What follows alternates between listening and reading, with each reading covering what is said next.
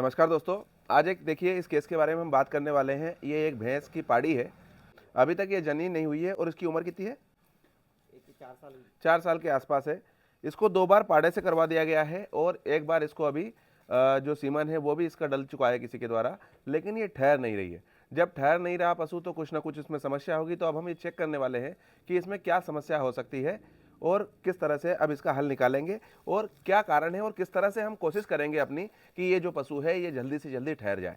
होता क्या है कि अगर पशु एक लंबे अवधि में नहीं ठहरता है तो वो बहुत बड़े आर्थिक नुकसान का कारण बनता है और यहाँ पर इसीलिए हम कोशिश करेंगे कि ये जल्दी से जल्दी किसी तरह से ठहर जाए। तो सबसे पहले हम एक चेक करेंगे कि कहीं इसकी बच्चेदानी बहुत छोटी तो नहीं है। तो जब अब ये देखिए ये मेरा हाथ है और ये बच्चेदानी के ऊपर मेरा हाथ चला गया है। अभी मैं जा रहा हूँ इसके हॉर्न के ऊपर। तो जब मैं हॉर्न देख रहा हूँ तो जो हॉर्न है ये इसके ठीक हैं, दोनों बिल्कुल जैसे होने चाहिए वैसे ही हैं। भैंस के थोड़े से कॉइल्ड होते हैं, ज़्यादा घूमे हुए होते हैं गाय की तुलना में। और अब हम जाएंगे इसकी ओवरी की तरफ। तो इसकी ओवरी की जांच करेंगे कि कहीं उस पर कोई सिस्ट या कोई ना कोई इन्फेक्शन या कोई ना कोई बीमारी तो नहीं बन गई है। सबसे पहले जो गोबर है इसको निकाल देना चाहिए। और आप देखिए कितनी बढ़िया गर्मी पे है। ये देखिए ये लक्षण है बहुत अच्छा गर्मी का कि जैसे ही हमने हाथ डाला और इसका जो सिक्रीशन है ये लटक रहा है। ये जितना लंबा लटका हुआ रहता है उतने अच्छे परिणाम हमें जब बीज डालते हैं तब रहते हैं।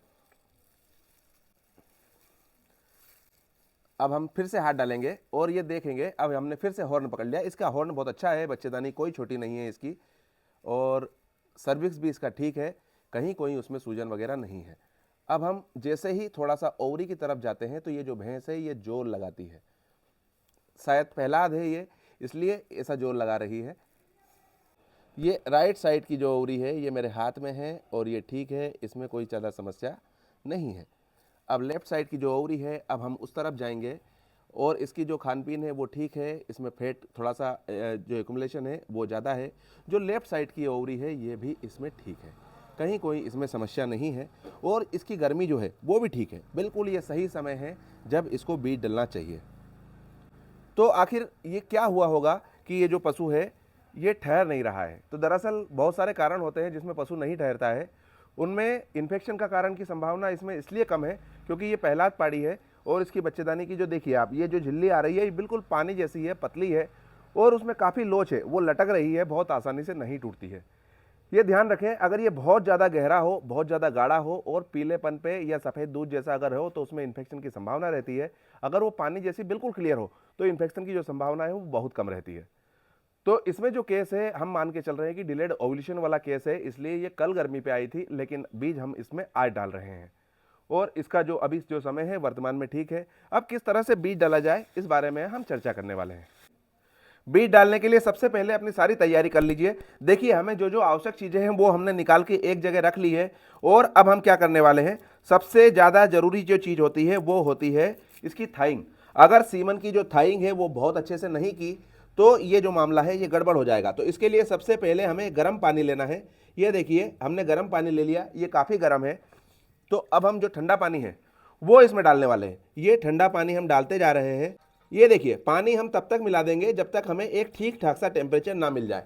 और जब एक बार ठीक ठाक सा टेम्परेचर मिल गया तो केवल हाथ से हम चेक नहीं कर सकते, हमारे हाथ में कोई थर्मामीटर नहीं है और आजकल जो विज्ञान है उसने हमें बेहतरीन सी विकल्प दे रखे हैं। तो एक ऐसा छोटा सा थर्मामीटर आता है, डिजिटल थर्मामीटर इसको कहते हैं। 100 200 300 रुपए में ये बड़ी आसानी से मिल जाते हैं। ये देखिए ये अब हमने जैसे ही टेम्परेचर चेक किया इसका तो ये टेम्परेचर जो है ये लगभग 97.98 है, 99 चला गया। अगर ये 100 डिग्री के भी पार कर गया इसका मतलब है कि ये अभी भी थोड़ा सा गर्म है। तो इस पानी को हमें थोड़ा सा और ठंडा करना पड़ेगा। जो टेम्परेचर है उसको सही जगह लाना बड़ा आवश्यक चीज़ है। कि 899 के बीच में आ गया है, थोड़ा सा पानी इसमें और डाला जाएगा। जो टेम्परेचर है उसको बिल्कुल सही टाइम पे सही स्थिति में हम ले आए हैं। और अब हमारा सबसे महत्वपूर्ण चीज़ है 30 सेकंड के लिए हमें जो सीमन स्ट्रा है वो इसमें डालनी है। ये देखिए जो कंटेनर होता है जब भी कोई इसको खोला तो इसमें से गैस निकलनी ही चाहिए। अगर इसमें से गैस नहीं निकली इसका मतलब है कि कंटेनर में जो सीमन है वो खराब हो चुका है। अब ये जैसे ही खुलेगा और आप देखिए ये गैस निकलने का मतलब है कि जो कंटेनर में सीमन है वो बहुत अच्छी स्थिति में है, कहीं कोई उनमें दिक्कत नहीं है। ये हमारे पास भैंस है तो हम इसमें मुर्रा का जो बीज है उसका चयन करने वाले हैं और ये देखिए कभी भी इसको बाहर नहीं निकालना है, अंदर से ही पकड़ना है। ये अंदर से हमने पकड़ लिया और तत्काल इसको पानी में डाल दिया। सबसे पहले हमारा दो काम होने चाहिए, एक काम इधर होना चाहिए और दूसरा काम है इस कंटेनर को वापस से ठीक करना, क्योंकि इसमें हजारों सीमन रखे हुए हैं। अगर हमने इसमें लग गए और इस पर ध्यान नहीं दिया तो ये सीमन भी खराब हो सकते हैं। और अब देखिए हम इसमें टाइम मैनेज कर रहे हैं हमारा, जैसे ही लगभग 25 से 30 सेकंड के लिए रखते हैं, ठंड का समय है तो 30 सेकंड के आसपास हम इसमें रखने वाले हैं। ये हमारी जो थॉइंग है ये बहुत अच्छी हो चुकी है, इसमें अब कहीं कोई दिक्कत नहीं आएगी ऐसी उम्मीद करते हैं। और इसको हम हल्के से हाथ से पोंछ लेंगे और उसके बाद ये देखिए एआई गन होती है इस तरह की, इसमें इसको अब हम शिफ्ट कर देंगे। जैसे ही ये गन में शिफ्ट हुआ तो इसमें हमें काटना है कटर से। हमेशा ध्यान रखें कैंची से ना काटें, हो सके जहाँ तक संभव कटर ले लें, ये बड़ा आसानी से उपलब्ध होता है। और कटर से काटने की एक फ़ायदा ये होता है कि बिल्कुल सीधा काटता है। ये देखिए इसमें जो सीमन है ये बिल्कुल बराबरी से कटा हुआ है, इसमें कहीं भी जो सरफेस है इस एक्स्ट्रा की वो इधर उधर नहीं हुई है। एक बार जब इसको काट दिया तो अब हम इसमें लोड कर लेंगे, जो हमारी सीथ है एआई सीथ उसमें डाल दिया और अब हम इसको पूरी तरह से ब्लॉक कर देंगे। ये अब हमारा यहाँ पर ये पूरा ब्लॉक हो चुका है। इसमें ब्लॉक बड़ी आसानी से और पूरा ढंग से करना चाहिए, नहीं तो जो हमारा स्पर्म है जो सीमन है वो वापस बेक हो जाता है और वो नली में ही वापस चला जाता है। ये देखिए हमने हल्का सा दबा के देखा, बूंद ऊपर आ गई है, इसका मतलब है कि जो हमारी चीज़ है वो बिल्कुल सही हुई है। तत्काल धूप में मत ले जाना, धूप में नहीं ले जाना है तत्काल एकदम से। अब हमें ग्लव्स पहनना है, ग्लव्स। ये थाइंग करने के कितनी देर बाद डाल दिया जाए, तो सबसे सही जवाब है कि जितना जल्दी हो सके। हमें जल्दी से जल्दी कोशिश करनी चाहिए कि थाइंग के बाद जो हमारा सीमन है वो जो पशु है उसकी बच्चेदानी में डल जाए। ये हमने पैराफिन ले लिया है, इसका प्रयोग हमेशा करना चाहिए, नहीं तो जो जानवर है उसकी बच्चेदानी में कष्ट हो सकता है। ये फिर से अब हम हाथ डाल रहे हैं और सबसे पहली चीज़ है कि हम जो बच्चेदानी सर्विक्स है उस पर बहुत अच्छी अपनी होल्ड बना लेंगे। ये जो सर्विक्स है ये पकड़ में आ चुकी है और जैसे ही सर्विक्स में आए अब यहाँ आकर ये पन्नी निकालनी है, पन्नी इसके पहले नहीं निकालनी। अब ये बिल्कुल अनटच्ड है।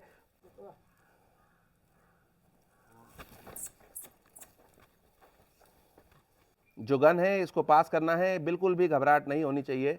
अब ये इसकी बॉडी में चली गई है, अब अगर 1-2 मिनट लग भी जाए तो कहीं कोई तनाव वाला विषय नहीं है। अब हम धीरे से जाएंगे, इसकी सर्विस के पास ले जाएंगे। सबसे पहले जो गन फंसती है, जो दिक्कत आती है वो आती है कि जो वजाइनल फोल्ड है उसमें फंस जाती है। तो सबसे पहले हम सर्विस को थोड़ा सा बेक करेंगे और ये जो हमारी गन का टिप है ये अब हमारे सर्विस से पहुंच चुका है।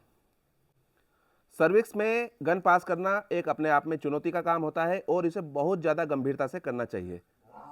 बिल्कुल भी घबराहट नहीं होनी चाहिए। हमारी जो घबराहट है वो पशु को कष्ट पहुंचा सकती है। हमारी गन हम अगर तेज जोर लगा देंगे तो कहीं ना कहीं जो उसकी बच्चेदानी होगी उसमें चोट हो जाएगी और वो एक इन्फेक्शन का कारण बन सकता है।